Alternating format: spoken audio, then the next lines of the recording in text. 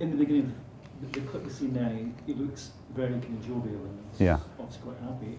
If I remember quite near the end of the film, Mm-hmm. there's a scene where he's like really, really upset and really Mm-hmm. distraught, as if kind of remembering the whole kind of goings on was really kind of too much for him. So I mean, Mm-hmm. what actually happened at that moment? I mean, to really evoke that incredibly strong emotion from him, and what was it he was going through?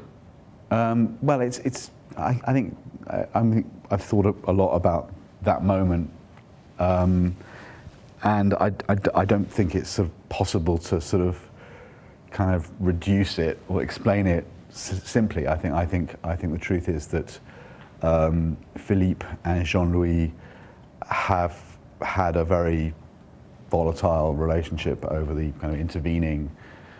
I mean, maybe volatile is the wrong word. It was sort of just a kind of intense relationship over the last the sort of intervening 3 decades. The interview itself took, and as all the interviews, the sort of principal interviews, took place over, many hours. I mean, that Jean-Louis interview was about 5 hours. I mean, it's not a massively long interview, but I think it's long enough to be able to sort of take someone's, very kind of intensively back to, their memories, and kind of give them the opportunity to sort of tell their story in a sort of detail and with a kind of level of sort of emotion that perhaps they're not, doesn't happen very often.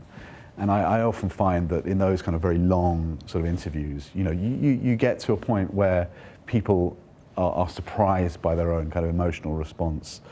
And I think that's really, I think it's the only way to do these kinds of interviews. I think it's to do them over a long period of time, and also to kind of prepare the ground by, building a sort of relationship of trust with the contributors, ahead of time, and that produces, those kinds of feelings, I guess.